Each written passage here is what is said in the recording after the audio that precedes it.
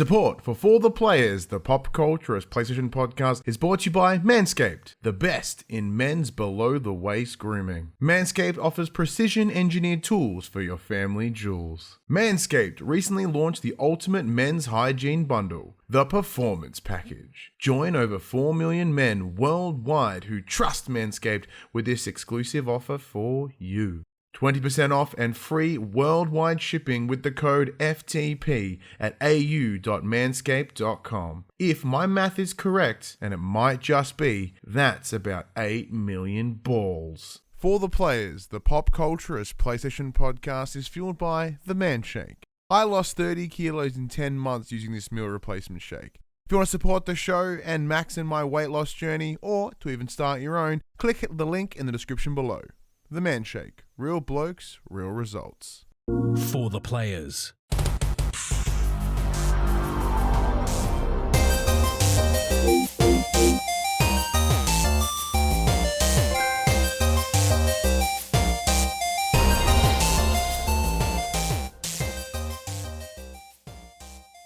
I'm Ryan Betson, and today I am joined by a special guest. His name is Paul James Games. Hey, Pat. How you doing, mate? I'm good to be back. I'm doing well, but hang on, I gotta do something. This is For the Players, the Pop Culturist PlayStation podcast. With over 40 years of playing PlayStation and near on 10 years in our games media combined, I'd like to thank you for joining us in this PlayStation conversation. This is where Max normally jumps in, but he's not here. So this PlayStation conversation happens every Monday morning at 8 a.m. on your podcast services, 9 a.m. on those YouTubes. If you want to join the conversation, you can. Social medias, I've already blown it out. Facebook, Instagram, Discord, Twitter, all the links are in the description below. If you want to join the conversation as it happens, head over to twitch.tv/thepopculturist, where you can watch us record this show live, where you can jump in the chat and you can become part of the show. If you want to support the show, tell your friends, tell your family about this PlayStation pod. If you are listening to us on podcast services, be sure to give us a 5-star rating and a written review, which you can now do on Spotify. If you are on YouTube, be sure to like, subscribe, leave a comment below. I endeavor to answer every single comment. And if you want to support us financially, you can at patreon.com/thepopculturist, as well as our merchandise store, bookshops.com/shop, where you can buy shirts, other assorted shit with our logos on it, or you can help support the brands that help support us, just like Manscaped. Head over to au.manscaped.com. Use the promo code FTP. Get yourself 20% off and free worldwide shipping. We'll get to that a little bit later. How are ya, Paul? I'm going well. It's been a long time since I've been able to trot the most recurring guest line out, but here we are, and I'm reoccurring once again. It has been a damn while. I guess there was more of the players recently when we spoke about Extraction. But yeah. In terms of the core episode, it's been pre-pandemic even? Yeah, well, it's been a hot minute. So Max has been pretty good on his attendance. For those playing at home, Max is off unwell. He's on sick leave for this recording.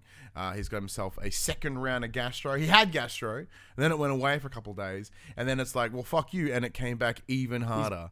Body decided he didn't shit himself hard enough, and so got to go again. His body's like, well, flush it all out. I'm like, oof, bold strategy, Cotton, but we've been dubbing him Josh 2.0 in a separate chat. Yeah. And what disappoints me most is that he hasn't taken Josh's lead. Josh would miss episodes from time to time, and I would come Bradburying in.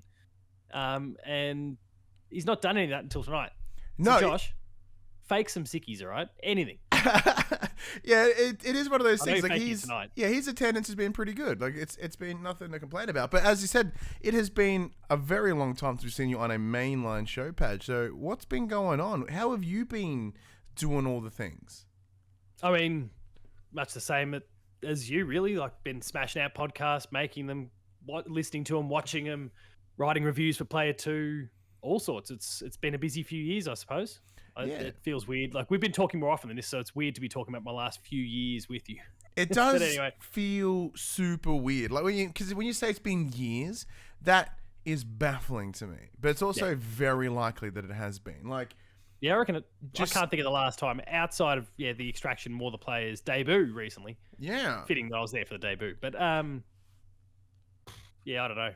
I'm just making it my goal this year. It's 2022 that I don't have my own PlayStation show again at the moment, but I'm just going to take over everyone else's. Buddy, I've ticked him off. Bang.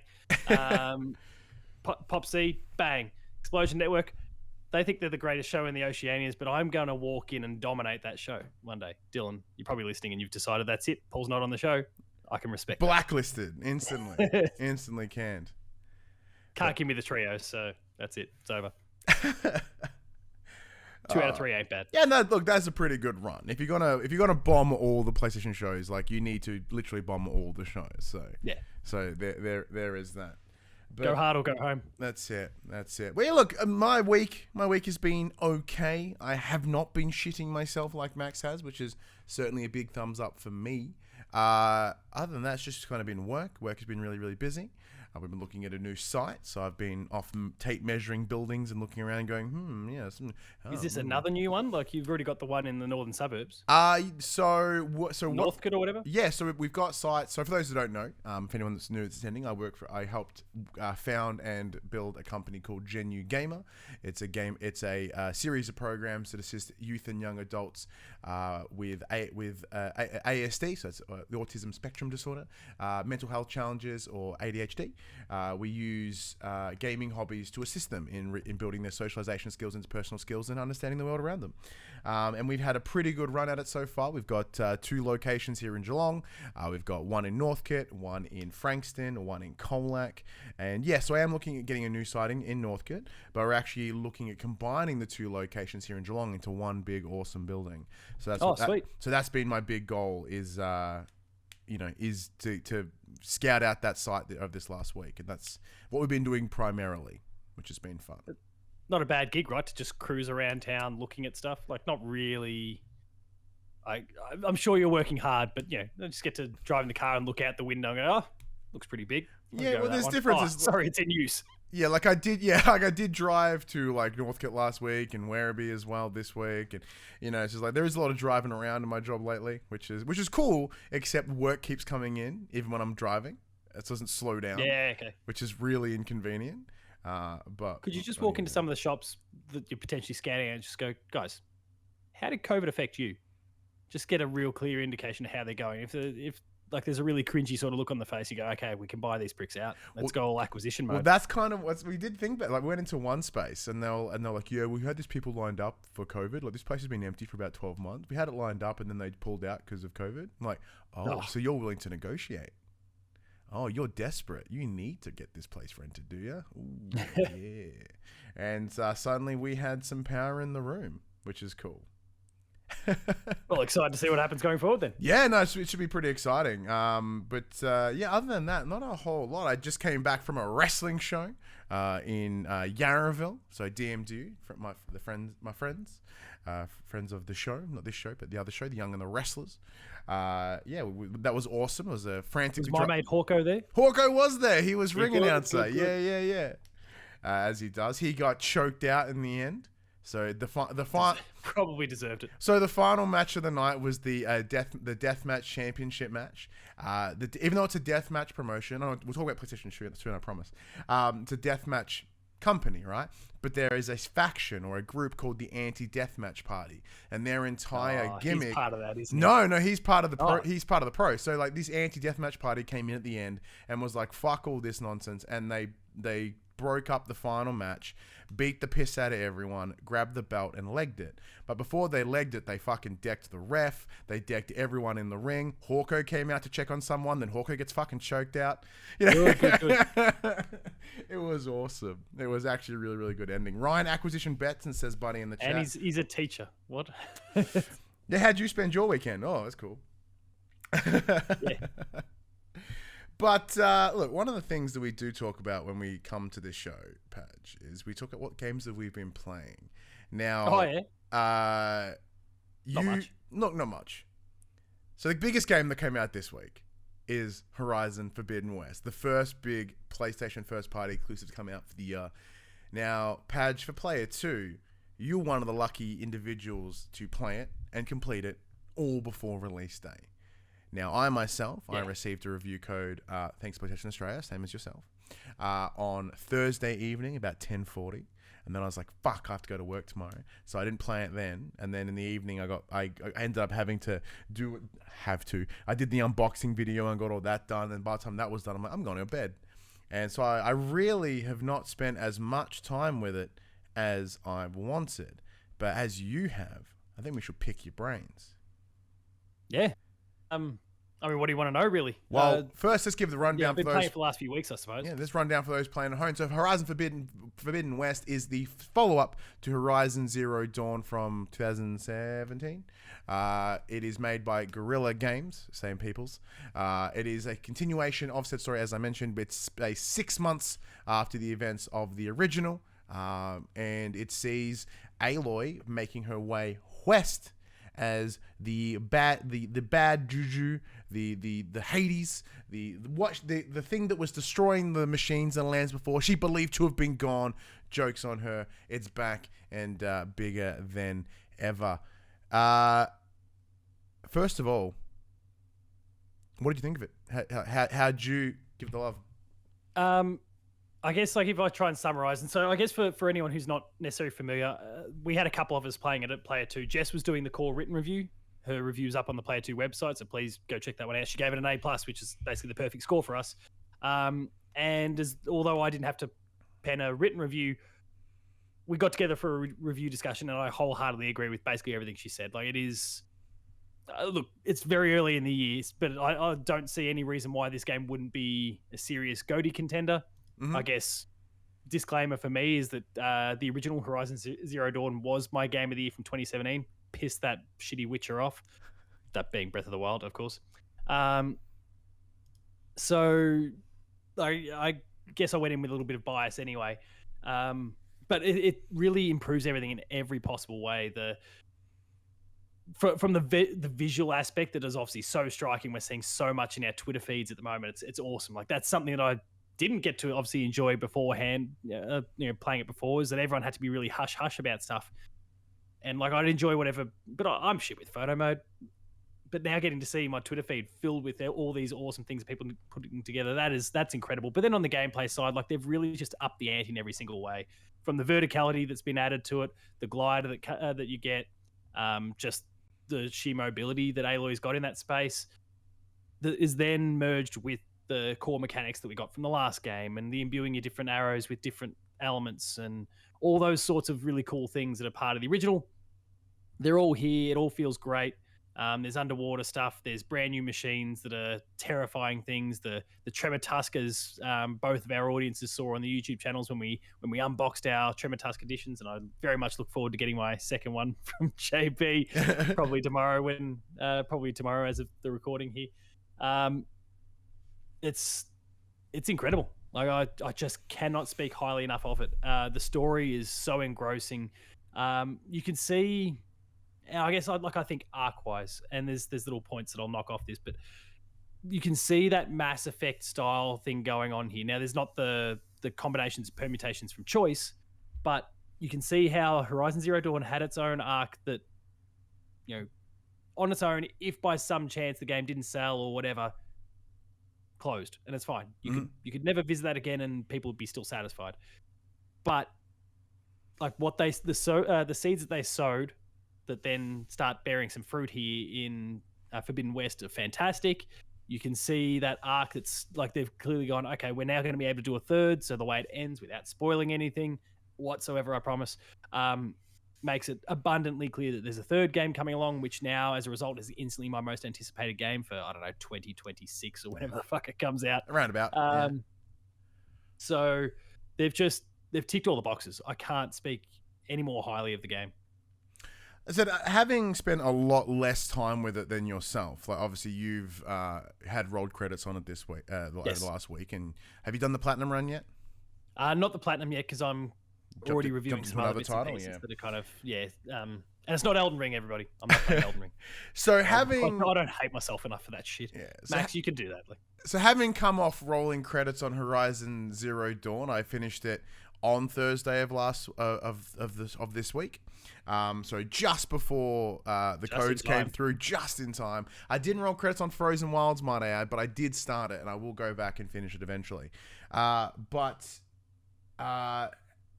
Having to see that transition from Zero Dawn to here, it's actually quite staggeringly amazing how different it is.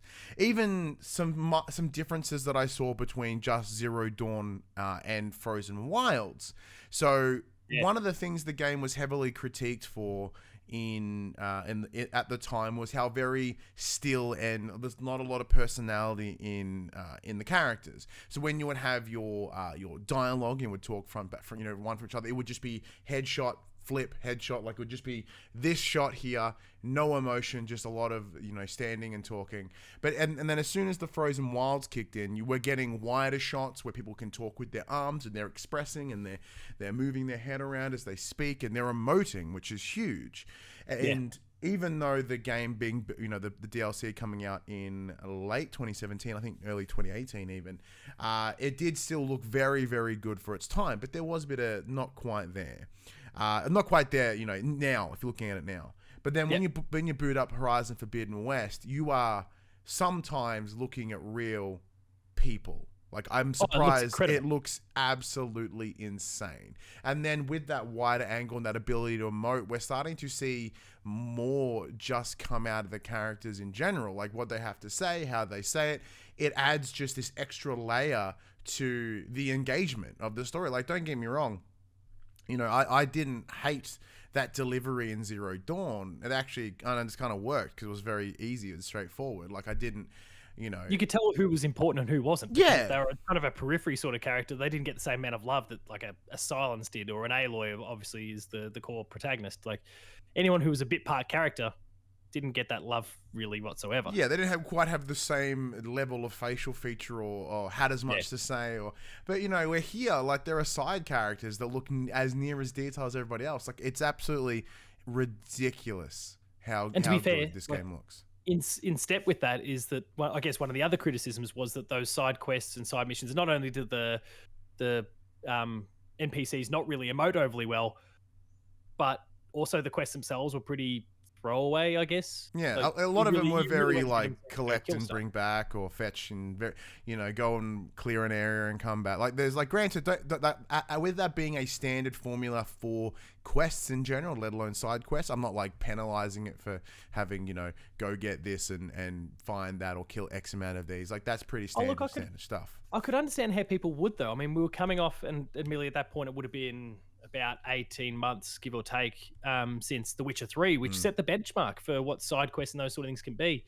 And Forbidden West is really like it's right up there. Like I very quickly threw that language around where I think I maybe put that in our chat there. Like this is Witcher 3 sort of level stuff. Yeah. There's obviously a lot of different systems there, and it doesn't have, again, a bit like what I mentioned with Mass Effect, that choice, that scope of choice and all those sorts of things. But the depth to the side quests, they're just as deep, or very, very close to it anyway, to The Witcher 3 and what it presented, and that is still the benchmark for a lot of people. Yeah, no, obviously I can't, having not done many side quests, I've done a good handful plus because I just kind of get distracted and wander off. Like, if I see a question mark on the map, I'm like, ooh, what's that? And I tend to wander on it. Hence why it took me so long to get credits on Zero Dawn. But I did max, so that's one backlog challenge out of the way. Look, it only took me 3 years or 4 years. 5 years? How many fucking years have been 5 years? Just mostly because I just kept playing other things. But a couple of other differences that I found. One of the biggest complaints that came across the board for Zero Dawn, especially with it releasing a week in of Zelda, where you can climb near on everything. Yeah. You couldn't climb shit. Even like things were waist height. You'd assume you could just like vault over. Nah. Invisible. You jump and your feet wouldn't catch it and you couldn't leap. It was an absolute shit.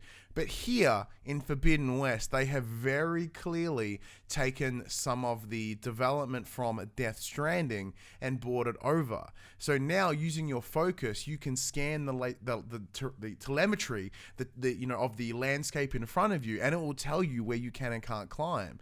So like even though in true Uncharted fashion, probably one of the staples to really do it, like you can climb the things that are yellow, right? The yellow ledges are the ones that you're safe to climb. Where here, with this new telemetry scanner, it kind of goes, oh, look, it's not yellow, but you can climb it. Like, it's a little bit marked, so it's enough for you to be able to do it successfully. It's, my resolutions have enough time, but yeah. It's absolutely amazing. You can Skyrim jump it up as well. Those dodgy sort of jumps that you're really not meant to do, but you can pull that sort of stuff as well, which is always good for a laugh. It doesn't happen as often, and there are some weird little and it's early, pre-launch day zero sort of bugs, but a couple things where the climbing animations go a little bit weird, or you get completely turned around. But you're right, like what they've actually looked to implement is fantastic, and it works well 99% of the time. Yeah, look, and you said like when you see on the map there's something's up there, you're boom, you're like, oh, I can tell it's going to take me a while, but I can climb it, and like to me, I love that, and I think that's great. Now, of course, along with the visual fidelity of it all looking just absolutely amazing, the world itself is richer. It is so full of detail. So you're starting the game off in this jungly forest area, and you are surrounded by high, detailed, relatively interactive foliage. Like, it is ridiculous. There are particle effects up the wazoo as the blight is just spewing things everywhere. And, it's ridiculous, the level of detail that we can see here. So much so that's almost weirdly too much detail for me. I look at it and I go, oh, there's not quite Uncanny Valley. I'll get to my Uncanny Valley points in a minute. But like, I look at this, I'm like, there's so much detail. There is so much going on. It's just kind of like, eventually you kind of zone part of it out and it just builds this bigger world. But it's just like, it's a lot of stimulus early on. It's a lot to take in, yeah. Yeah. And because like the one things that I sort of noted straight away, these are going to sound like complaints and these are just sort of surface level, because as I said, I'm not super deep in it. So these are all just quick assessments. I was finding that whether it be the HDR or the way they did the lighting, everyone seems to have this weird halo around them, because what I'm finding, called peach fuzz, Ryan, and the internet doesn't understand it. No, not the beard Looks hair. like a beard. A beard hair I'm okay with. But, and there's a couple of games this has happened to me in. The way the shots are being held, it's almost like I can see the mocap floor area that they're walking in. To me, it feels like they're the way they're lit, because they're not really falling into the scenery with the way it's lit. They are lit to be being pulled forward. And to me, all I'm seeing is someone in a mocap suit wandering around a square area. It's almost like I can see the square area that they're walking in. I wonder if that is potentially a byproduct of COVID stuff, because there would have been some improvising done. There, global travel was taken out, so any of our American actors, like an Ashley Birch, for example, as Aloy, may not have been able to get over to Gorilla to do whatever on their usual stage. Like, there could be those sorts of little things that have kind of meant, okay, we've improvised, we've got this set up here, but it's a bit smaller and more contained than usual. I mean, this is not Gorilla, of course, but I'm sure you've seen footage over the years of the Naughty Dog stage and where they do everything. Like, it is just it's an enormous space, and they can basically do whatever they want in it. I wonder if there's not. Yeah, look, but there are still times, even I can't say I've noticed it, but you might be onto something. Well, yeah, I just mean by like, because like, I can look at the shot and I can see the two people there, and just where the camera's being held or whatever. Like, it clearly looks like it almost has that green screen effect when you can tell that this is being superimposed on this background. Yeah. Now, whether that's just me being like unnecessarily picky, or my brain is picked up on this very particular stimulus that comes from this, and I'm going, this is really weird. Like, and with them being lit in a certain way, because like at least in the early scenes when you're in this jungle, it's being lit in such a way to like really make everything just visually pop. But what I'm finding is that light is actually bringing them out of the image and making them pop as if they've been like shopped over the top. Yeah, okay. And it's really, and then like the lighting is inconsistent. Like, or I believe in how I assess it, it's almost inconsistent, as in like you would fit better in this scene if it was lit a little bit differently. Like, you're just kind of, you're not getting lost in it. Like, I'll have to go back and check some of that out. Total nitpicky shit. And eventually, if I play for long enough, it'll go away. It's likely because just coming off the back of Zero Dawn, where everything looked kind of fine. Like, everything looked great, but I mean, like, they just blended a different way. But, this is only like weird wide shots, where a lot of the close-up shots tend to be kind of okay, because they blur the background to sort of give that zoom effect, that focus as they talk to each other. And then that's when the shine, when you're just seeing this immaculate like facial capture and high detail. It's just those wider shots in the cinematics that really throw me. Yeah, I'll have to go back and check that out. I can't say I noticed it myself, but it's certainly not to say that it doesn't exist. I just didn't cotton onto that myself, and you might have just honed in on one particular thing that then you can't help but notice. That is Whereas sadly I how missed my it, and brain so, works. yeah, whatever. Sadly, I guess one thing that we'll all notice is the water. oh my just god, take a the moment, water like, is Holy astounding. shit. That's Absolutely like Spider-Man astounding. 2018 puddles Yeah. before they removed them, and everyone got upset. Yeah, like Fuck those people. the water is absolutely insane. Like normally water has like that real kind of bluey tinge to it or greeny tinge to it, depending on how they want to do it. But it was immaculate. It's like literally crystal clear. It moves beautifully. It's just so good. And wait till you're really getting under the water properly too. Oh, yeah. So once again, having not done a whole lot, but like even the new creatures themselves, I'm finding it pretty cool. I think I've only seen about 4 or 5 new machines, like the burrowers, which are just mongooses. They're pretty cool, or ferrets.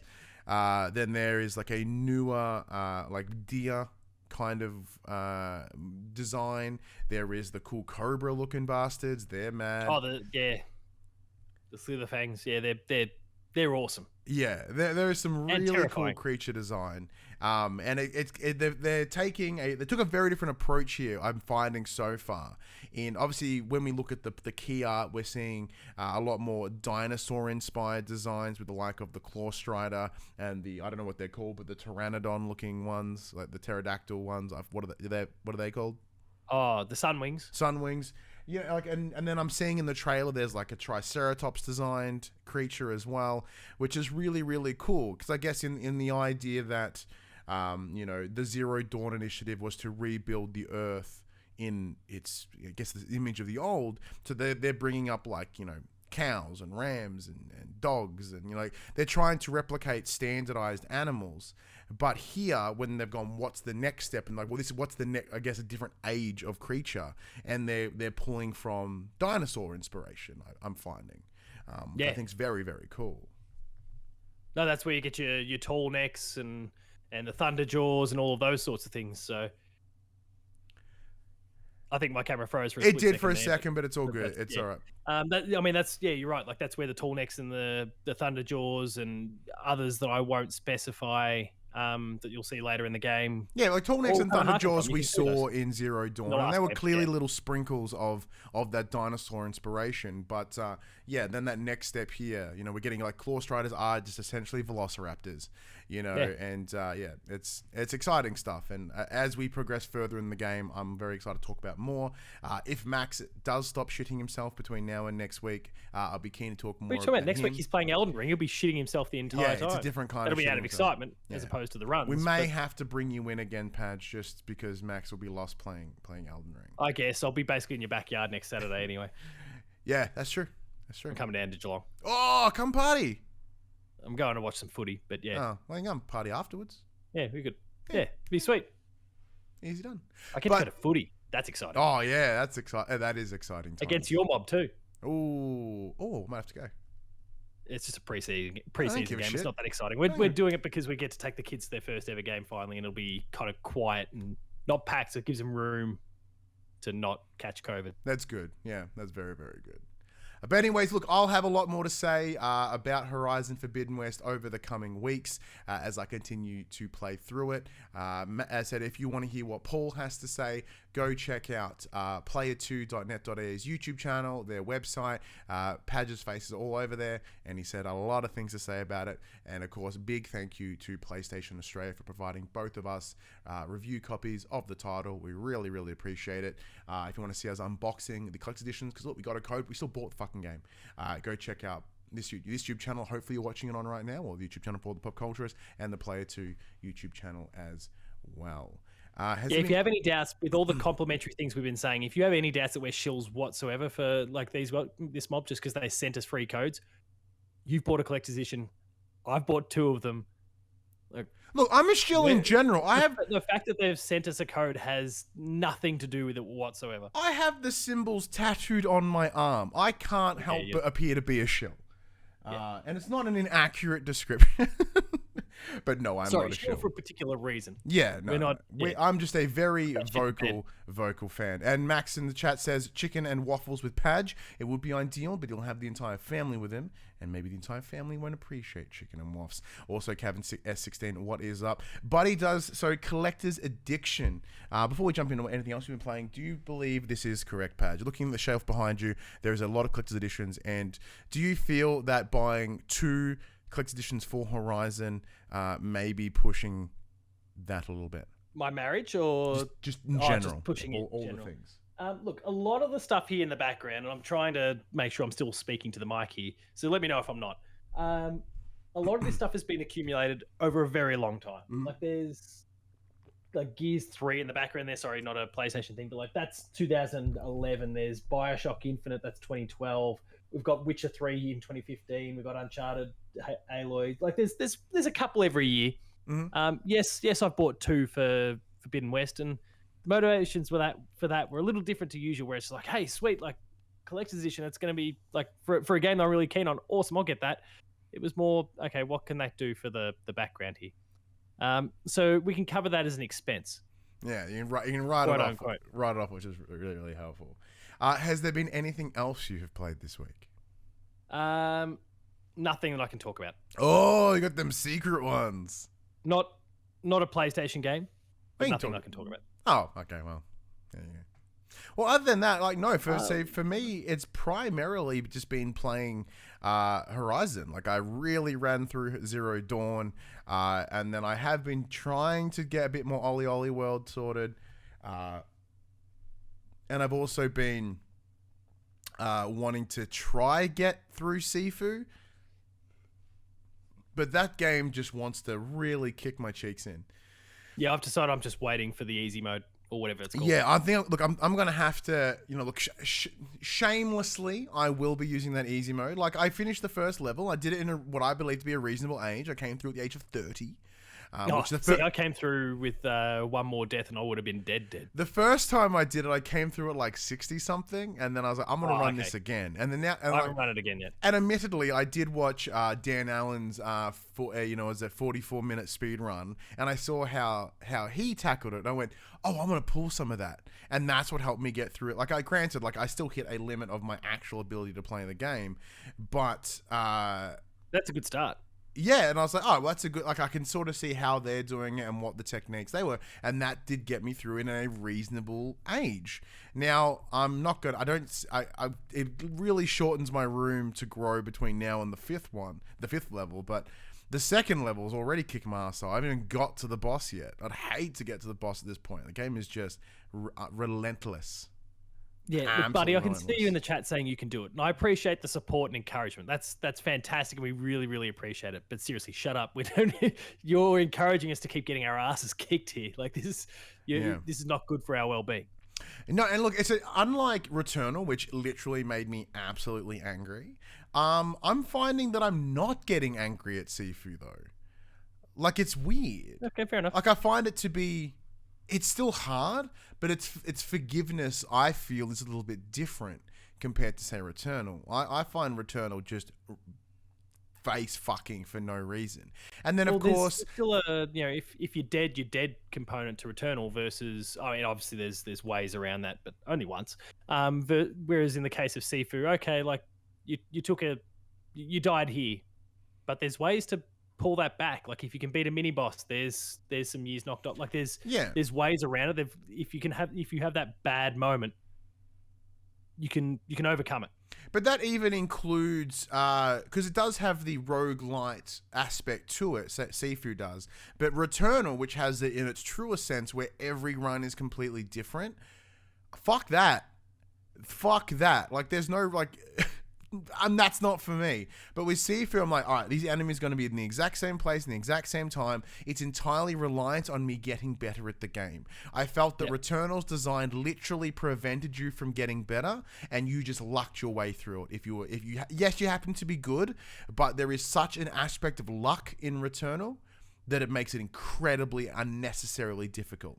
Where if Sifu, I hit a point that I can't get past, I go, well, it's not the game fucking me, it's my inability. So either I get better or I step aside. And to me, that is a much more reasonable attitude to have than every time I run in, I never get a room that gets me the right gun. I'm constantly just getting fucked. Yeah, I mean, look, no, I can absolutely see it, and there's ways like the systems built within the game also do allow, like you can pick up at level 2. There's no issues there. It's not like you have to rerun the entire thing like you do in Returnal. So you can set yourself up really, and you spoke about yourself where you died or you got to like an age of 60 or something with the first level, but then when your best current run is about 30 or something like that. Yeah, so now you're going to carry that again, with you. But you don't have to go, okay, now I need to have an awesome run in level 1 and then an awesome run in level 2 and that sort of thing. You can actually just pick up with, if you somehow manage to get yourself through with a perfect run on level 1, well, then you're basically just starting the game, but with from level 2 at this point. You've got less to have to complete. So yeah, systemically, it does lend itself more to success there. It's just a matter of learning to play. And people use the Souls sort of thing a lot, and I don't know that there's 100% Soulsy stuff to this, but the one aspect which is learning to play by the game's rules and okay, this is how they fight. You need to embrace that and suitably counter. Like that's very much what's made the Souls games such a big thing over the last decade plus, and that's what you see here. So if you can learn to play by the rules, then you'll max out that level, hopefully. Yeah, and, max out in the good way. Sorry, not max out your life. And then you can carry that into the next one, and maybe it'll take you 10 to goes, but eventually you'll whittle that down to a point where either it's a perfect run or something you consider reasonable, so you can then take on the third level, and so on and so forth. Yeah, because it's pretty much like the game goes, here's the framework, here's the rules, here's the guidelines. Do the best you can within said guidelines. And I like that so much more. Because it's just like, as Buddy says in the chat, Sifu is about learning the patterns and layouts and perfecting them. Returnal, more about knowing the systems, what to target and how to adapt. And I think that's it. I think that's the big difference here. Because even in like Bloodborne or, the Soulsborne genre, like Dark Souls, etc., the enemies are in the same location. A big part of it is just getting better. It is trying it again, knowing exactly where those parts are, and you improve. And because I think there is a greater sense of reward there. Like, granted, don't get me wrong, when you do beat Returnal, you do get that sense of reward as well. But here, I don't know, like I said, you genuinely feel like you've mastered it. Because if you can just come in and John Wick your way through the level, like that is a sense of achievement. Like, for sure. Like if you apply that same logic to Returnal, you go to John Wick and you get fucking shot. And you just get destroyed randomly on level 3, on room 3, because the game doesn't care. It's interesting space. But other than that, a little bit of Ollie Ollie World as well, as I'm just trying to run through that. But I think that's about it. That's cool. I am keen to give Ollie Ollie World a crack at some point. But it's a ton of fun. Got to buy it first and got to have a little bit of free time first. Yeah, it's not too bad. But anyway, let's get into the section where we shill for a little bit, because we do that now here. We shill more than the general show. But I'm just going to straight, because there's no reason to talk about our Get Less Fat update patch, because you are not fat. I don't think you ever have been fat.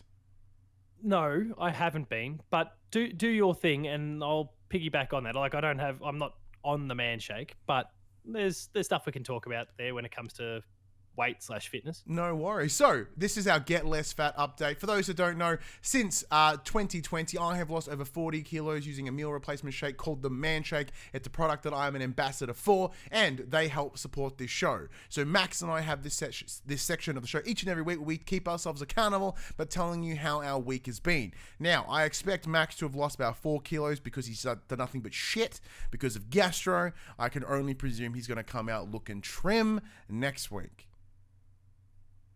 Like, I myself have had an alright week. Look, I don't think I touched upon this last week, but I'll touch upon it this week.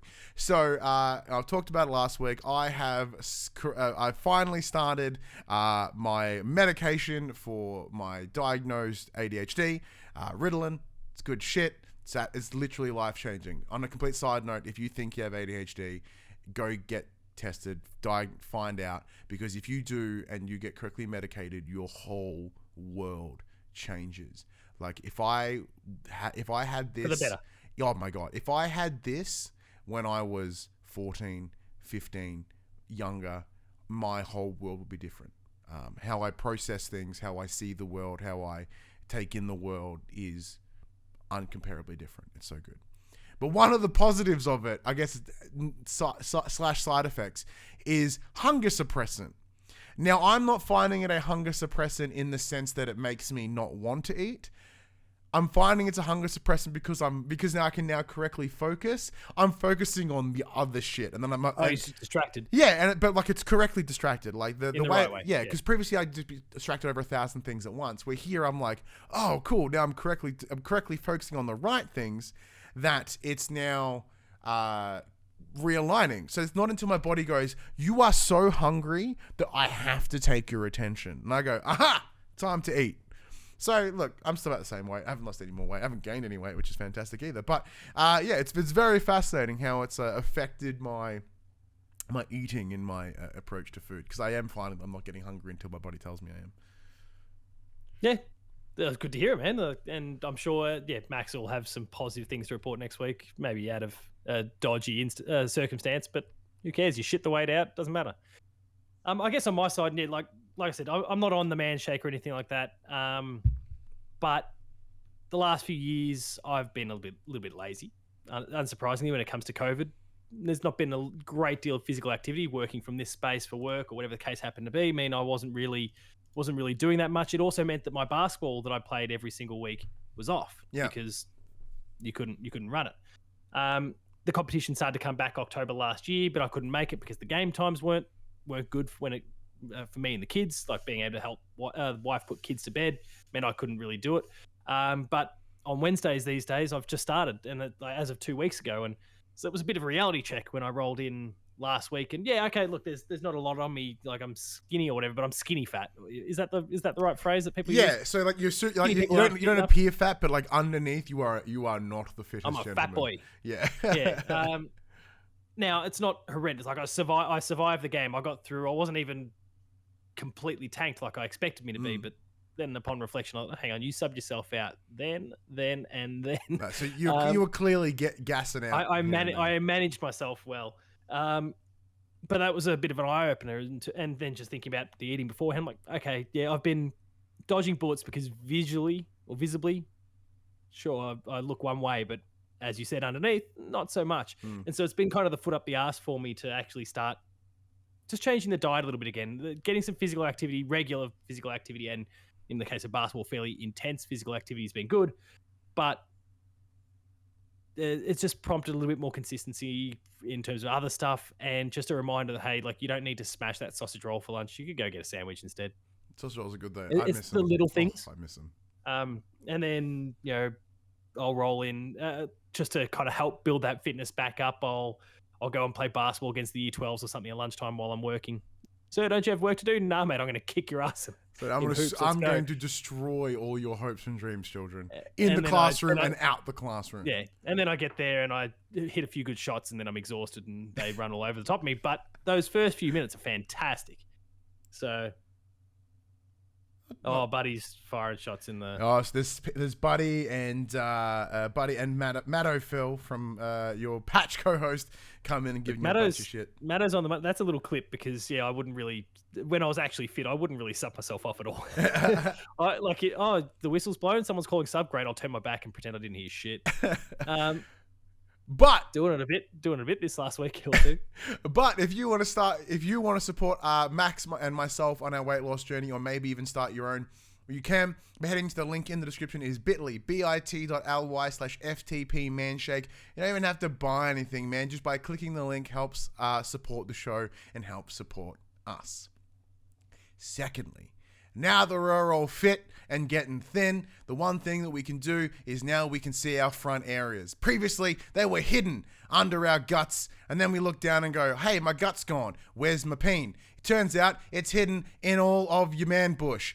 That is part of the reason why we have teamed up with Manscaped. Manscaped is one of the leading companies in body, hair, grooming, with their recent introduction of the Lawnmower 4.0, which is right there behind me, as well as the ball toner and cleaner and stuff. It's a great way to tidy up all your front area. It's really handy in the chat that about like fucking 4 years ago, I made an emote for balls because that was when I was trying to swear less. It could not be the most relevant connected marketing ever. I love that Buddy clearly just put the word balls in one time and then it spit out that emote. He's realized what's happened and then just pumped the chat with balls. Doubling down. Can you keep going, please? Now, Padge, I don't know if anyone has ever asked you about your front area hair. Is a Manscaped a product that you see yourself using one day, or do you keep that shit pretty kept? I keep it kept, but that's thanks to having picked up like the 3.0 a year or two ago. Yeah, I nice. just got in before it was cool. That's all. Yeah, that's right. Before people start shilling that shit. Everything's maintained, but yes, all the products you're talking about, the toners and all those sort of things, they all got sent to me in that same pack. So we're good to go. And Shane's having a little clip in the chat there. Look, because one of the things I also picked up this if someone week can send that to me, it'd be great. was the plow. So rather than just the front area, the package, they also do like the whole grooming set. They have like a razor, like a sort of old school, razor blade, heavy metal fucking thing. And after years of using like Gillette razors, which are kind of the multi-blade things, are all kind of soft and pretty on your face, I used the plow, which is like old school razor, and it fucking tore my face to shreds because I have this really just like apparently tissue paper skin. I was like, it's it like can be a bit of that, but also like, and it's an issue I face when I actually shave my face, is that like the hair it's not consistent. It kind of grows a little bit in multiple different directions. And different directions. It's a hot mess. And for years I had to use like an electric razor on the face, like one of those circular ones. Yeah, it's like the little triangle of them, and like, it kind of catch it in every direction as it's doing whatever it does. I only just kind of stubbornly pushed back on it. No, I want a manual razor here, because like the electric ones are good, but they're not as clean as a manual one.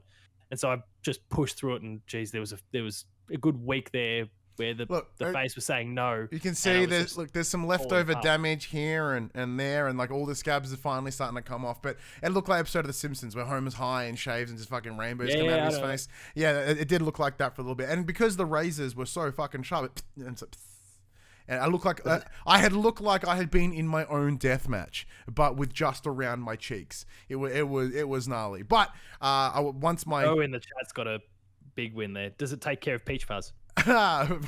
maybe. Look, the product may be Manscaped, but is Manscaped. The lawnmower does not identify that it is a different gender. You can use it on your man parts, your lady parts, your they parts, however you choose to, however you see yourself, however you present yourself. Your peach fuzz, which is your butt, which is your actual peach fuzz, or your face peach fuzz, whatever it is, the Manscaped can do that. You got gross ass back hair like I have. That's one of the things I'm gonna do. I'm gonna get rid of my gross back hair with that thing. I hear Max use the lawnmower on his face to trim his beard.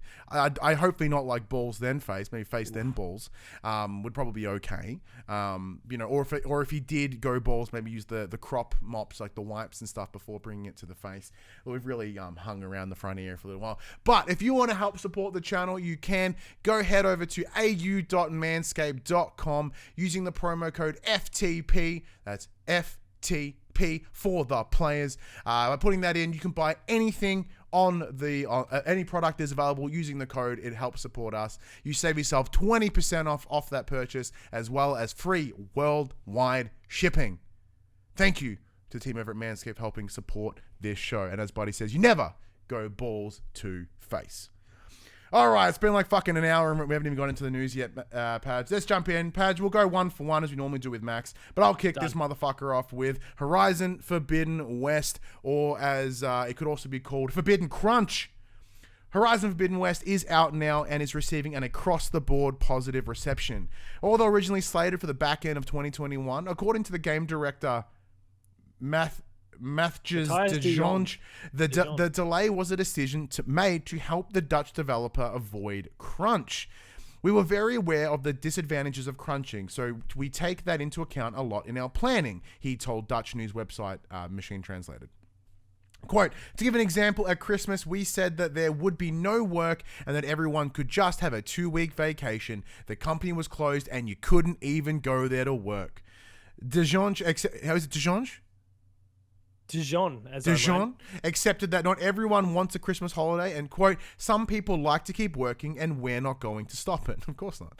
End quote. He explained but stressed that his company sends out a strong message when it comes to crunch. Quote, Forbidden West might have come out at the end of last year, but then we might have had to work overtime. People also need to be able to relax and take vacations. What's your stance in this patch? Obviously, crunch free is fantastic. The game's come out. It's a little bit delayed. It looks fantastic. You could barely tell the game has been like really, hard. Like if this is the result of just delaying it a little bit without crunch, give me more of this shit all the time. Exactly. And not to mention, like, I think once studios get into a bit of a routine and establish kind of at that managerial level that, okay, what does a timeline look like when we don't crunch? Once they get their heads around that and get themselves into a bit of a routine, you're going to see these develop, like they'll still be able to hit their October, November release dates if they want, because they will have planned for it. They would have allowed, okay, this versus these two models. This model adds 3 or 4 months onto the development. All right. Well, now we know, we'll just add that onto our timeline and we'll factor in accordingly. And once every studio, if we just use PlayStation as the example, because we've obviously heard about Naughty Dog, for example, and there may be other studios under the umbrella that have done similar sort of things over the journey. Once everyone is in step with that same policy, that same approach, your timeline's going to sort itself out in terms of that pipeline of releases. That's going to sort itself out anyway. And you could see the same thing across Ubisoft, and you'd see the same thing across every other developer, publisher, once everyone embraces that same approach. And it won't hit your bottom line because it's just part of your process. Everyone's the same thing. All your budgets are built around your timelines, your financing, all of it will be fine. Yes, you'd like to be able to get it out a bit early, I'm sure. Why make the money then when we can make the money now? But what you lose is goodwill. Yeah, and that eventually comes back to bite you financially as well. I think you brought up a really good point there. It is one of those things that as time moves forward and as companies begin to allow for this crunch, for this removal of crunch, I should say. And they're like, oh, well, we have to assume that most projects will take an extra 6 months because we're not going to be able to do that.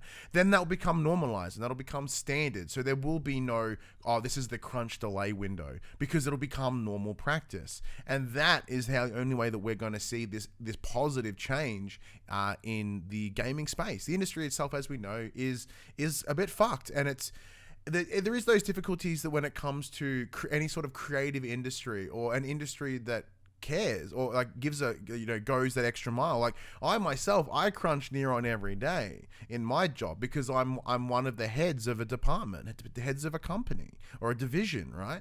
So I put more hours in than the average person, and I don't get paid for them. Unlike most crunchers in games development, they get paid. I don't get paid any extra. I do it because I'm a teacher. I don't get paid to mark my assessments outside of hours. Bingo, and you're the exact same. Like it sometimes is part of the job, and in order to get it done, sometimes you have to go through that way. Now I understand that this is a very uncommon, unpopular opinion, but like especially in creative industries, like people, like there is no such thing as perfection, because you will never get there. If you give creative people the right amount of time, like you give them time, they will use it until the last possible minute because they will push every second.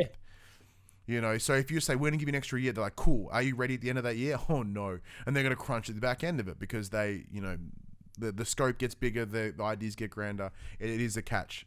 What if we just add this? Or what if we just change this? There's always something. You're always looking to tweak. And always tweaking, always tinkering, always going to get there. But, if they keep that idea in mind and they, sort of don't have that pressure. You can minimize it. Yeah, and you sort of have the right producers in place, right supports in place to really prevent it from blowing out, so you can kind of keep it in, which would be good. Next up, keeping it in the Horizon of Forbidden West vein, all that shimmers in this world is sure to fade. That's a quote. Good fuel reference there. A visual issue in Horizon Forbidden West has been causing shimmering.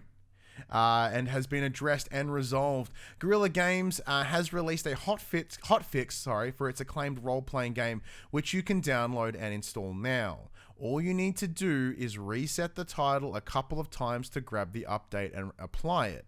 The Dutch developer explained on its official Twitter account, quote, "Hi everyone, thanks to your helpful feedback, we've located a visual shimmering issue when playing the game. We're happy to inform you that this is now resolved. Please restart the game twice for this effect to take place." Happy hunting. It is worth reiterating that this is not a traditional patch, so you won't see it downloading in your console's operating system. The advantage here is that Guerrilla Games has been able to push it out quickly, so if you're yet to embark on Aloy's sophomore adventure, or you're currently smashing it as we speak, just take a moment to reboot the game a couple of times and it will apply these fixes.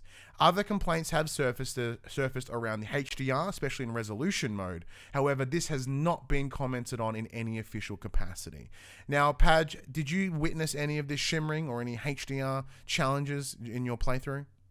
Not I, unfortunately. I had a pretty clean sort of experience. I obviously mentioned about there's been some other little bugs and sorts of things that popped up, but they were all ironed out when the day one patch came out. So no, mine's been squeaky clean so far. Yeah, look, so I think I'm having some interesting fun with my HDR setup on my telly, but maybe the telly itself, it may not be the game.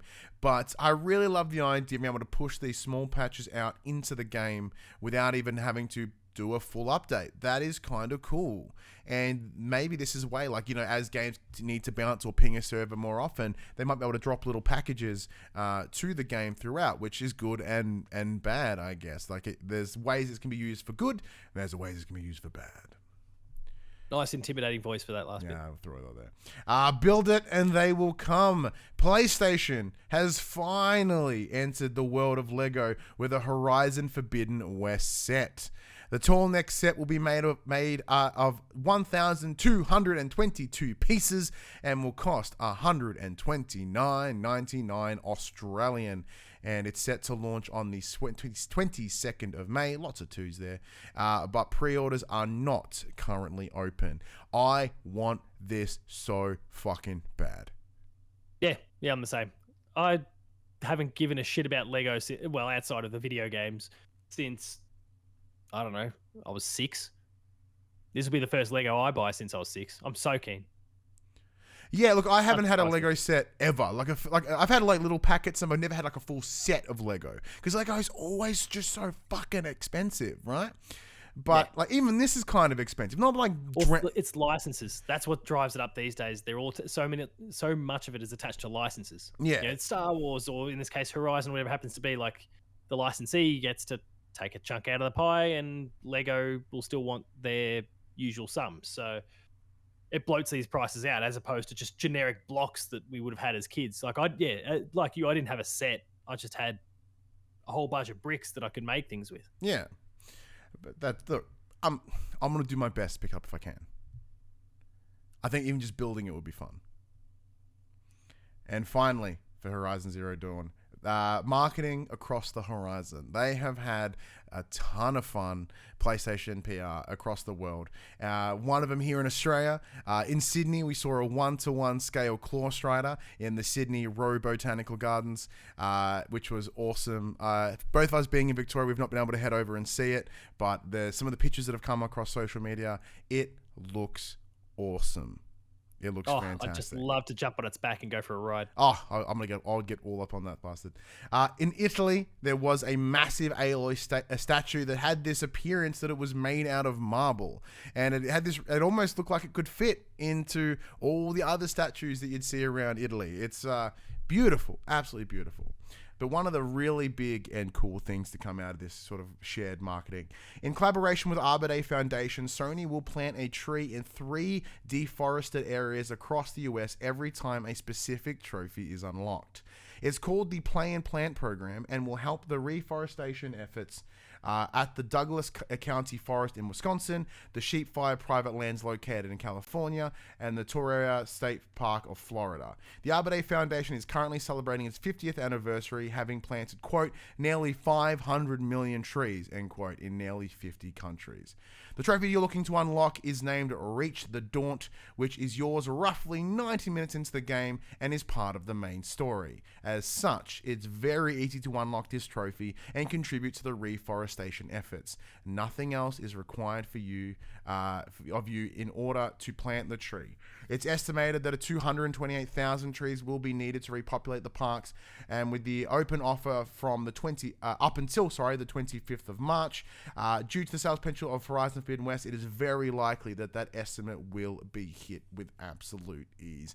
Padge, are you contributing to these trees? Did you get this I guess trophy? I contributed 2 weeks ago, I guess, with the trophy. But Yeah, as you said, like you achieve it 90 minutes into the game. So I ticked that off a while ago, and you'll be very close if you're not there already. Yeah, I'm very close to it. So I mean, I think it's a fantastic initiative. That you see the naysayers on the internet say, but why does it need to be all PR-y and that sort of thing? And I can appreciate that. Like, why can't Sony just donate money to repopulate these forests? Why can't any corporation do these sorts of things? And they're right. They're absolutely right. Like, it's a shame that these sort of things don't happen without some sort of marketing or PR edge on them. Mm-hmm. That said, given the path that we've gone down, and this is ultimately what's happening, I feel good about the fact that just by playing a video game, I've contributed a little bit. Now, yes, did I perhaps offset that with the CO2 that I've created by playing a game? I don't know. Probably, I probably still made the world work, but we were going to play the game anyway. Yeah. We've now seen to it that there's a tree somewhere in the US that's going to be planted that's going to help in some way. They're targeting 288,000. They're going to go well beyond that.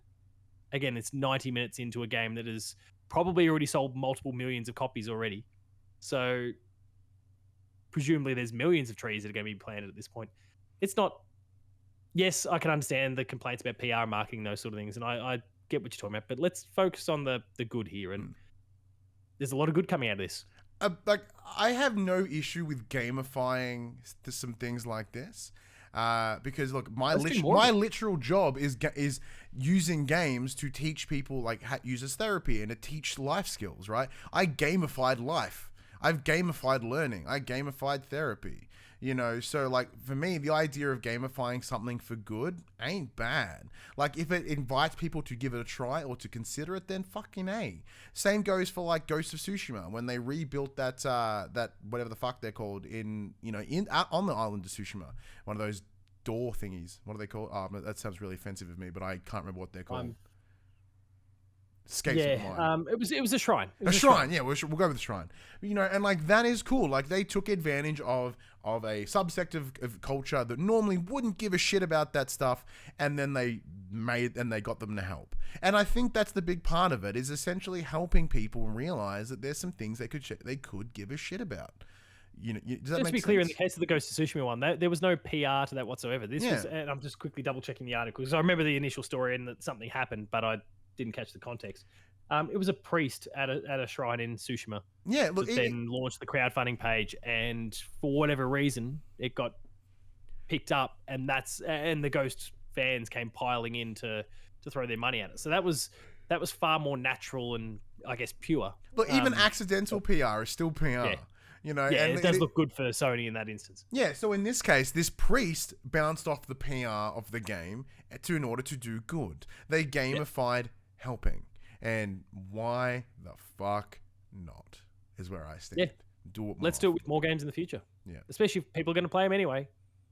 That's right. And look, once again, it hits everything. People are going to play it anyway. So yes, it's an easy win. It's an easy PR spin, but what? Okay. All right. Initiative time, Mr. Betson. Yes. God of War is coming out later in the year. Ragnarok. What could they do? Throw an idea at me. Okay. I don't like the idea of doing anything around Gran Turismo because that can only be bad for the environment. That's not helpful. But let's move on from that one. Okay, let's think. Ragnarok. So Ragnarok is the idea of the endless winter. It's the end of all things.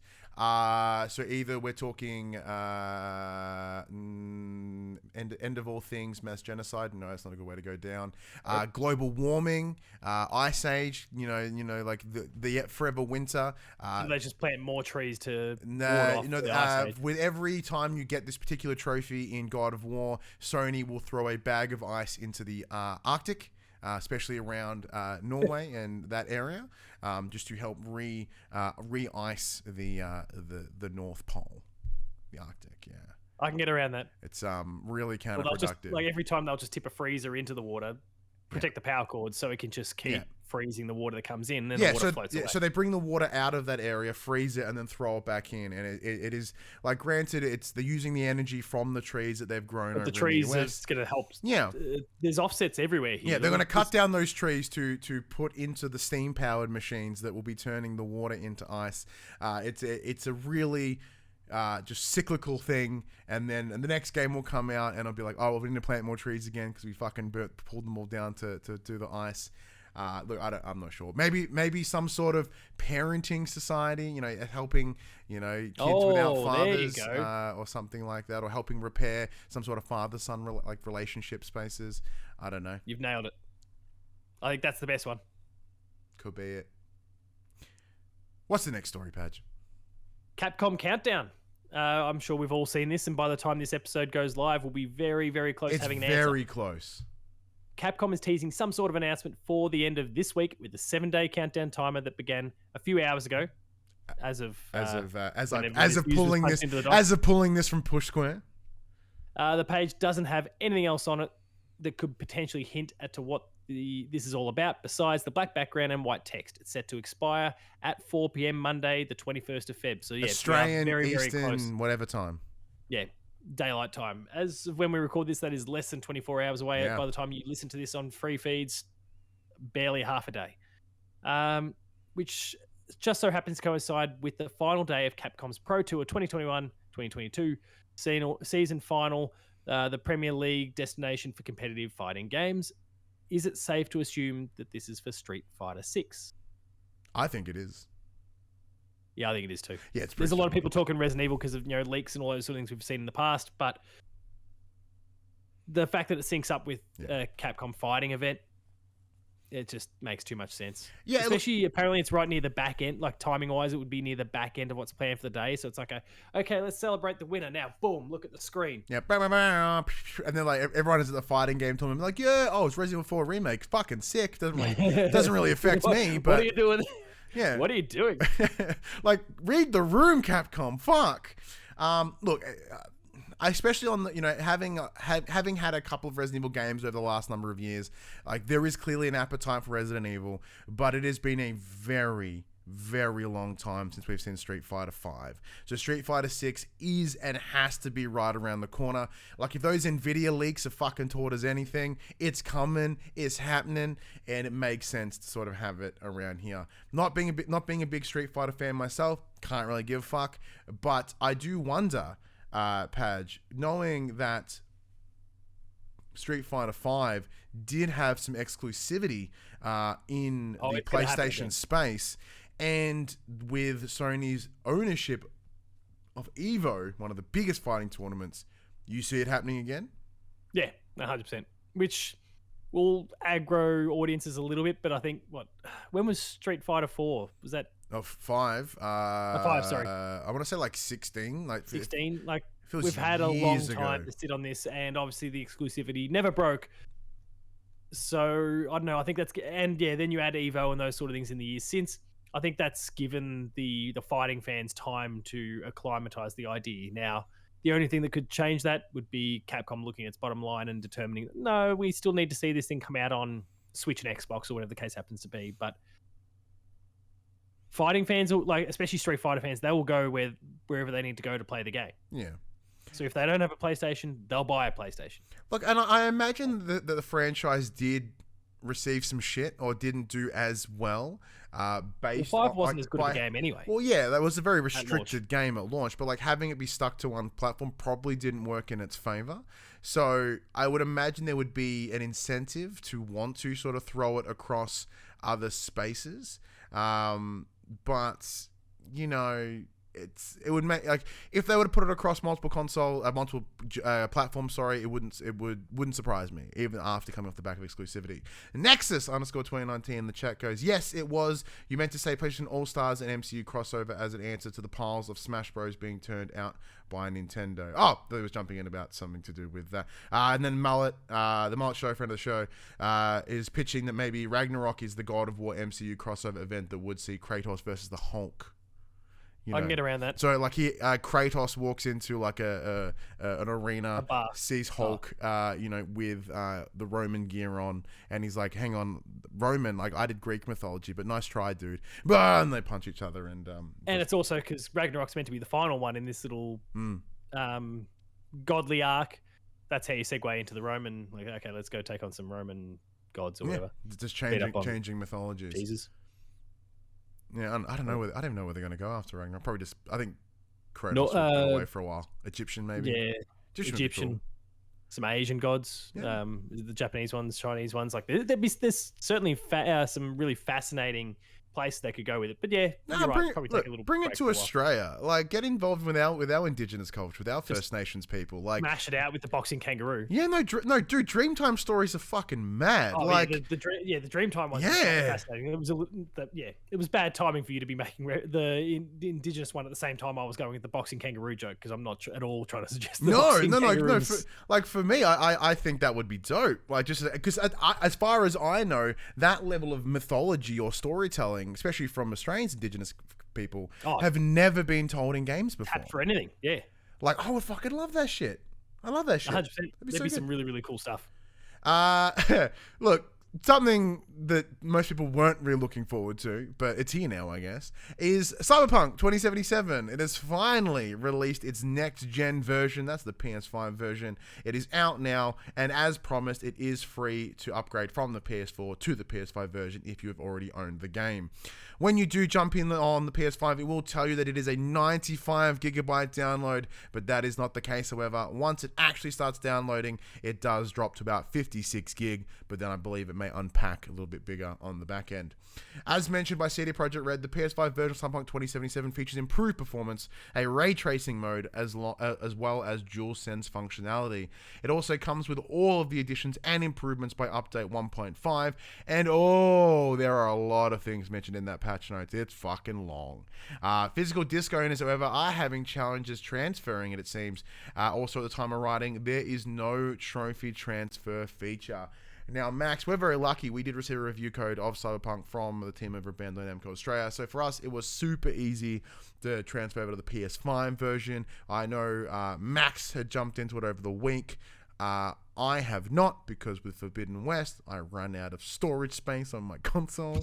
So it'll have to wait until. You've got to download Fortnite. You've got to delete Fortnite, mate. I certainly do not have Fortnite on there. Yeah, look, I'm not going back to it anytime soon. I might give it a chance at some stage, but I'm in no hurry. There's too much going on. It was such a weird time for them to launch this thing. Yeah, like it is. It's either two ways. Either they were cocky and confident enough to think that they could rule the conversation for a week. We can take over Horizon and Elden Ring. Or they're like, if we drop it now, it'll be buried by everything around it. Now, apparently, they've got plans for a DLC in a couple of months. So, like, now makes sense. Get it out now. Even if it gets lost in the news cycle, then in a couple of months they can go, hey, there's been enough time between the PS5, the promised next gen version. Here's the paid DLC. Like, you know, someone may go, oh shit, like, because I imagine for some they may not have realized that there's a next gen version available now. But I imagine those that kind of care probably have noticed. But apparently it runs better, it plays better. There's a bit more to it than before, but I do think that game is forever burnt, and I don't see it getting much extra love. Yeah, good for them. Great. Get your DLC out and then pack all this shit up and start working on The Witcher 4 for me, please. Yeah, just remember, everyone, they weren't the company you thought they were. You all got worked. They were just as shit as every other games company. Sucks. Next up, Netflix brings in the Rapture. Netflix has acquired the movie rights for 2K property Bioshock. Netflix Geeked confirmed the crossover on its Twitter account earlier today, stating Netflix, 2K Games, and Take-Two Interactive partnering to produce a film adaptation of the renowned video game franchise Bioshock. A press release expands on Netflix's Bioshock announcement, confirming that the project will be produced by 2K and Vertigo Entertainment of Lego Movie fame. Netflix is among the best and most forward-thinking storytellers in all of entertainment today, said Take-Two boss Strauss Zelnick. We're thrilled that they share our vision and commitment to the Bioshock franchise, which is beloved by millions of fans around the world. 2K's Cloud Chamber studio is deep in active development on the next iteration of the series, and coupled with our partnership with Netflix, we remain highly confident that Bioshock will continue to captivate and engage audiences like never before. Couple things to consider here, Patch. Netflix on a tear. Cuphead came out today, by the way. Oh, yeah, apparently it's like kind of good. Yeah. So there's a couple of things.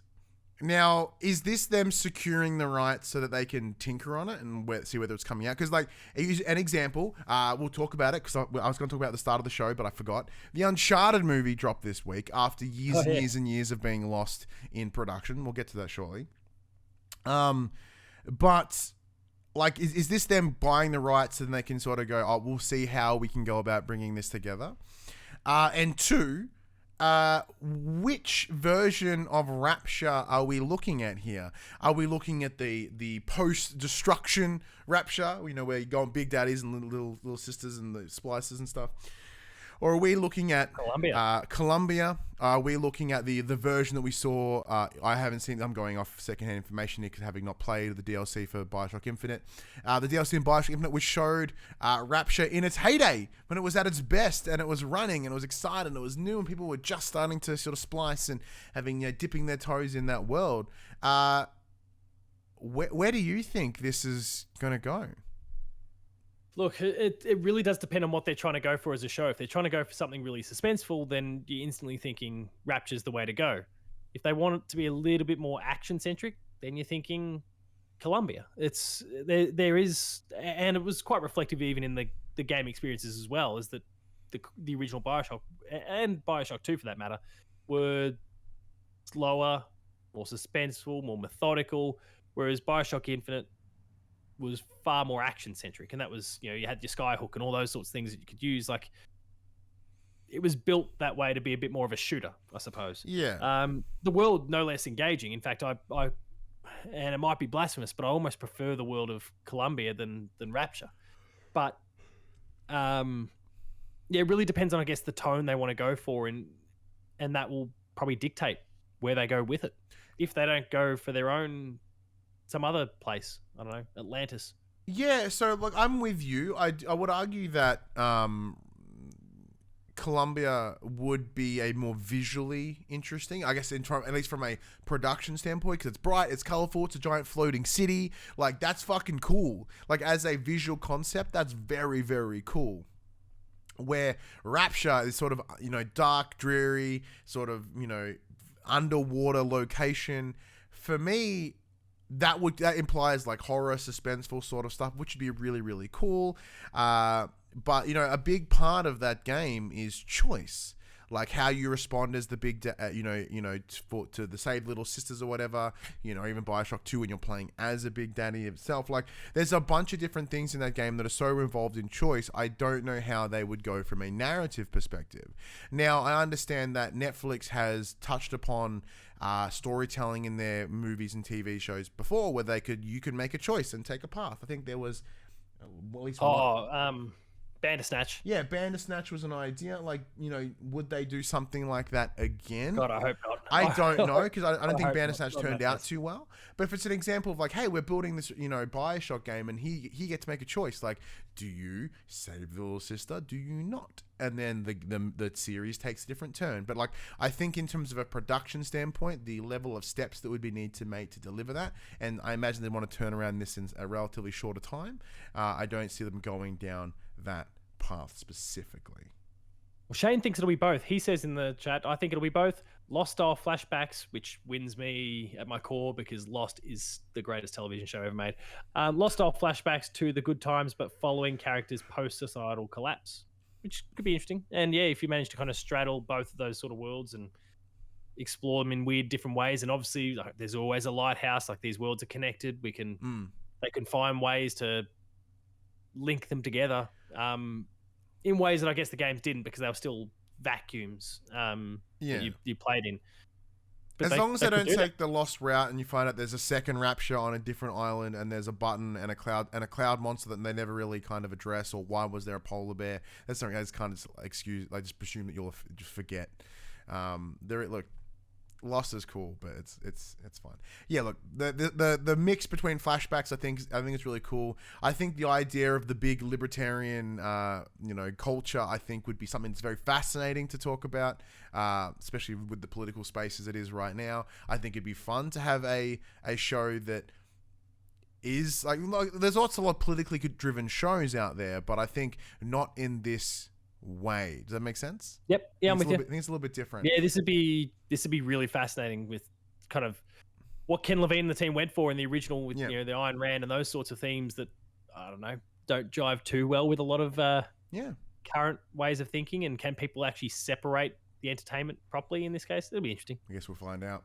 I wonder if Ken Levine will even be involved. is another thing as well. Yeah, QUICKBITS. I mean, between that and even his blessing on whatever Cloud Chamber's working on, like, who knows? I guess he's still working with 2K, so there's no reason why he can't pop his 2 cents. Or at least in. have some sort of executive producer title as he comes in on overseas. In the same way Consultant, that Neil Druckmann is assisting with The Last of Us. It would make sense. I think, especially if because Last of Us is getting a lot of love right now.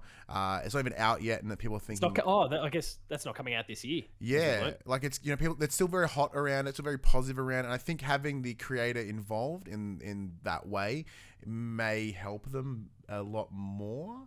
So it might be within their interest to have Ken Levine at least to win over the viewer base. As I said, QUICKBITS. Gran Turismo 7 will require 2 Blu-ray discs on PS4, while just 1 on PS5. Not new. We saw this with Last of Us Part 2. We saw this with Red Dead Redemption. With the Horizon is 2 discs on PS4. Oh, is it really? Yep. Oh, there you go. So it's pretty common practice these days with games, because with the Blu-ray disc used on a PS4, they are capping out at 50 gig if they're double layered. So if you're in a game that's any bigger than that, you're going to have to start double disking it. Boot disc, play disc. It's pretty cool. Sifu has a new zero death 22-minute speed run, slashing the previous, was it 44, 55, somewhere around there. Fucking hell. I don't know how you do it. It's absolutely insane. Get a life. Yeah, Jason Schrier on Twitter has sort of made a statement remaining confident that God of War Ragnarok will still be hitting its 2022 release window. Still no confirmed time, month, quarter, wherever it's coming out. I'm still arguing October, something like that. Yeah, I'm supremely confident on that one. I think and Jason's point maybe best highlights it. That game was probably going to be okay for early this year if it weren't for the fact that Horizon was in that slot. Yeah, very much so. Let's just push it back and give everyone time to breathe. Why not? The Uncharted movie, which I was meant to talk about, but we'll talk about it shortly. The Uncharted movie looks to be hitting a $45 million opening weekend in the US and Canada, higher than its originally projected amount. A positive start for the blockbuster to make a return on its $120 million investment. To coincide with the movie's release, Fortnite will be receiving 2 Nathan Drake skins, one of the game version and one of the movie version, alongside 2 copies of Chloe Fraser, the same game and movie.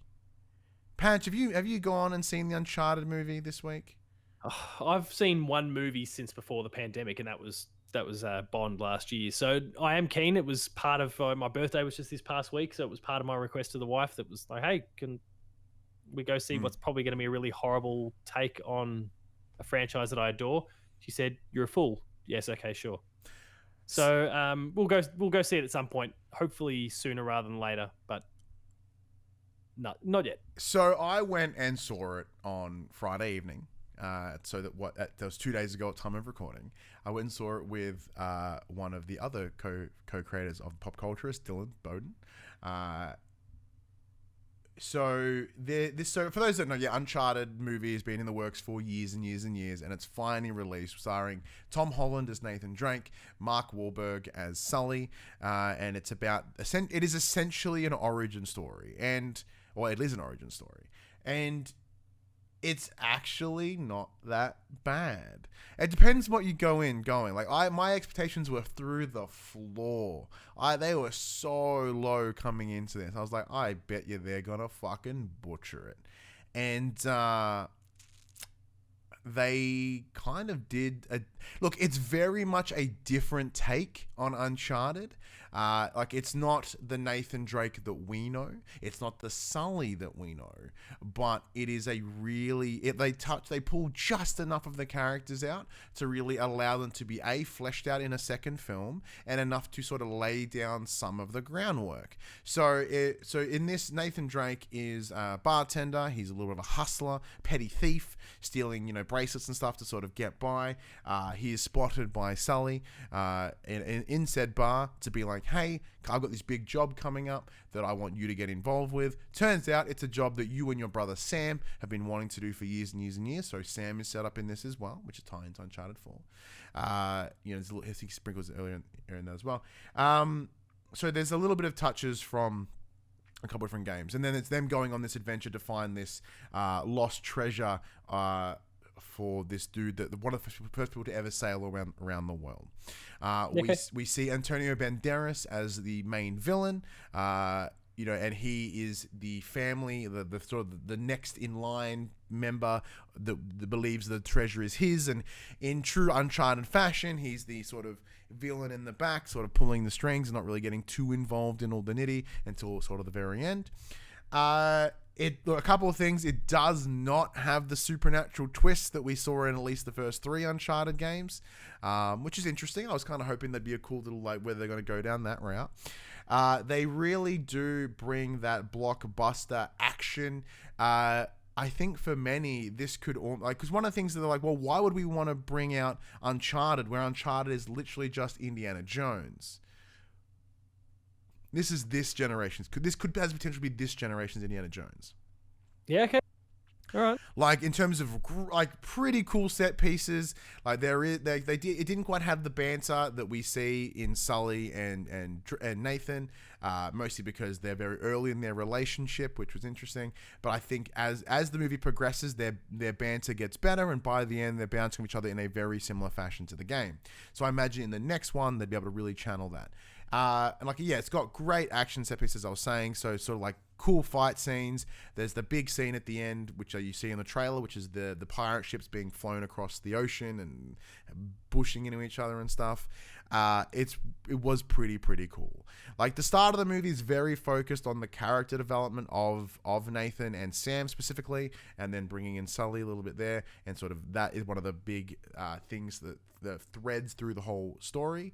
But then when the action does sort of kick in, it does a pretty good job. So there's only 2 major plot points or set pieces that they pull from the games. One of them being the plane sequence from Uncharted 3 and the pirate ship hidden in a cove from 4. Other than that, there's no train sequence from 2. There's no... Got to save that one. Yeah, there's no big car sequence from 4. There's and once again, there's no supernatural stuff. So things from 1, 2, and 3 aren't involved. We're not going to have a roided out Lazarevich that you shoot 5,000 times and still won't die. No, thankfully no, which was fine. But one of the things they did bring in was a little side character of Chloe Fraser. So Chloe, we know from Uncharted 2, she's in this, and the woman that they've cast did a really good job. So she has a just enough look to her to look like Chloe Fraser, but they've also brought in a woman who has Claudia Black, who does the voice of Chloe Fraser, has this, her history, her racial history is Indian, Australian, and British. So she has this real kind of fucked up weird accent. And the woman that they've cast has an Australian accent, but has these weird twangs that seek in here and there, and it's in terms of attention to detail, that is a really good one. I kind of didn't see them pulling. So that caught I didn't even know Chloe was going to be in it. So yeah, and spoilers. I haven't seen this shit. Oh, it's in the trailer. So there you go. Oh well, shit. Okay, I must have. Yeah. So that's a really, really nice touch. It's sort of it's an unnecessary sprinkle of detail, but it's enough to go, oh shit, okay, you've put some thought into it. And here's one potential spoiler I'll ask you about. Does Nate play Crash Bandicoot at all? No, he doesn't. And in the trailer, there is a shot with Marky Mark and a mustache. Not in the final cut of the movie. Just saying. Oh. So that was interesting. Unlike the game itself, where Nathan Drake has the largest kill count in any game ever, he doesn't actually shoot anyone until the final sequence. When he puts on the holsters, and that's when he gets the full Nathan Drake outfit, and I'm like, yeah, that's pretty cool. All right, I'll work with that. Look, I didn't hate it. I think low expectations played a huge role, but I ended up enjoying myself. I would probably pick it up on Blu-ray when it comes out. I would watch it again. Tom Holland delivered a different version of himself compared to, say, Spider-Man, which was good because I was worried he's going to sort of just play the same sort of typecast character in the same way you see Michael Cera and Jonah Hill and all these, Seth Rogen, all these actors that kind of you go, oh, you're just going to play that. Okay, cool. But it's a little bit different here. The fight sequences were really, really cool. Some of the puzzles were I saw them coming from a mile away. I was like, well, are you really going to? Okay, you're going to do that. All right, whatever, that's fine. But that was okay. overall, it has potential. I think it seems to be doing pretty well, which is fantastic. I do hope it does well enough to get a sequel, because I would like to see, sort of some more characters come out, which would be really, really nice. We might start seeing Elena, or maybe even other side characters, which would be really, really cool. Can we get Nolan North in to act like just take a role of someone? He narrates the audiobook. Yeah. As we've learned. Well, I won't comment on Nolan North. Okay. Moving on. We're not talking about the movie anymore. Look, I really enjoyed it. I highly recommend you go check it out, just for funsies. Look, if you bought the fucking updated version, just get the free ticket and go see it. Why not? The PlayStation Australia didn't come through with the goods and tell us what the best-selling PS4 games of the week were. There's a surprise. Yeah, look, their Twitter feed has been bombarding Horizon shit, so it makes total sense why they wouldn't drop these out. So here are the new releases coming to your PlayStation machines over the next week. You got Monster Crown on the 22nd on PS4, Truck Driver Premium Edition on the PS5, also on the 22nd. Sam and Max, this time is virtual, coming to the PSVR on the 23rd of Feb. Martha is Dead is coming to the controversial PS5. Title, controversial, the censored Martha is Dead coming on the 24th of February. And the 25th of February, you've got a handful of things. You got LTS Sophie 2, The Alchemist of the Mysterious Dream, coming on PS4. Elden Ring, coming to PS4 and PS5. Grid Legends on PS5 and PS4. Monarch on PS5 and PS4. And that is all the games coming to your PlayStation. Now, Padge, I imagine Elden Ring's probably the only one of major note that you'll be checking out. Look, I mean, I'm not the one, and we've gone social media public with that. Steven is playing Elden Ring for us for review. I don't know if I'll play it myself, just because Souls games and I haven't had a good relationship over the years. And when I played the game for a preview late last year, I still wasn't feeling super buoyed about the whole thing. Mm-hmm. So I don't know. Like, if I happen to end up with a way to play it, then I'll play it. If not, doesn't matter. Horizon's already the goatee, so yeah, look, good. At least for myself, I wouldn't. Martha is Dead has my attention. Has my attention only because of its controversy. I'm like, ooh, what's so fucking gnarly about it that it needs to be censored? I'm not gonna play it though. Elden Ring is probably the only major one to come out this week, but I'll be spending this week playing Forbidden West. I know Max will be very erect for Elden Ring. And be shitting himself. Yeah, he'll have a lot to say next week, and that's primarily where we're gonna really do it. Because part of the handshake agreement was that he would play Elden Ring, I would play Horizon, so we're not having to both bombard ourselves over the couple of weeks to really smash both. And plus, I'm trash at Soulsborne games, so there is that. But that does bring us to the end of the show, Padge.